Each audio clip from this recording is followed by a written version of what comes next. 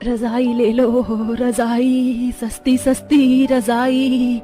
बहन जी, हो बहन जी, रजाई खरीद लो। सुबह से बैठी हुई हूँ, अभी तक एक रजाई भी नहीं बिकी। बोनी करवा दो, बहुत ही बढ़िया गरम मखमली रजाई है। कंचन की बार बार गुजारिश करने पर वह अमीर औरत एक नजर रजाई को देखती और खरीदने से इनकार कर देती है। अरे ये तुम दोनों गरीब सास बहू किसी और को चूना लगाना, ये रस्ते का माल सस्ते में हमें मत चिपकाओ। वैसे भी हम अमीर लोगों के इतने बुरे दिन नहीं आए जो तुम जैसी भिखारिन भेष वाली सास बहू से रजाई खरीदेंगे। उस अमीर औरत का कसा गया ताना दोनों गरीब लाचार सास बहू के दिल में तीर की तरह चुभता है।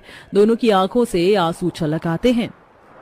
इस दुनिया में गरीब का कमाना खाना इतना कठिन क्यों है बहू? जाने दीजिए ना सासू माँ, इस बाजार में सबकी नजर में हम सास बहू वैसे भी खटकती हैं। भगवान की दया से एक आधी रजाई भी बिक जाए ताकि घर का चूल्हा जल जाए। कड़कड़ाती ठंड भरे माहौल में कंचन कस्तूरी बाजार में जमीन पर बोरी बिछाकर कुछ रजाइयों को सजाकर बैठी है। उनकी आंखों में एक उम्मीद लगी है। ठंडी ठंडी हवाएं चल रही हैं। बड़े बड़े दुकान वाले लोग ठाट बाट से अपने दुकान में हीटर चलाकर बैठे हैं।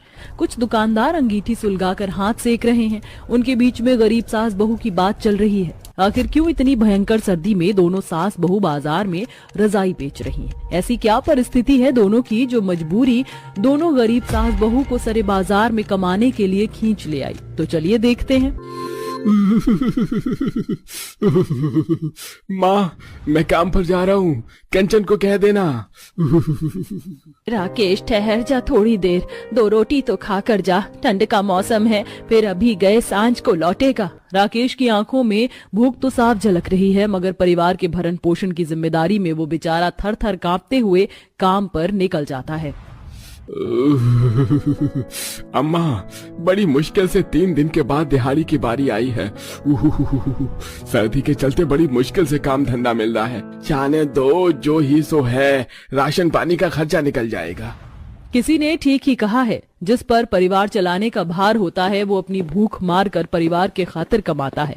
राकेश की हालत भी ऐसी ही थी। परिवार को लेकर वह किराए के मकान में रहता है, जिसमें उसकी बुजुर्ग माँ, पत्नी, 2 बाल बच्चे की पढ़ाई लिखाई, घर के खर्चे, सब जिम्मेदारी उसके कंधे पर थी। राकेश इकलौता कमाने वाला था। खास पढ़ा लिखा ना होने के चलते वह इतने कड़ाके की ठंड के मौसम में भी परिवार की खातिर गीली रेत उठाने का काम करता था।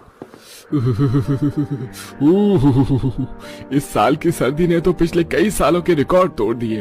हाय हाय, कितनी तगड़ी ठंड पड़ रही है, हाथ बिल्कुल सुन्न पड़ जाते हैं। इतनी ठंड में तो एक गरम सी रजाई में सोने को मिल जाता।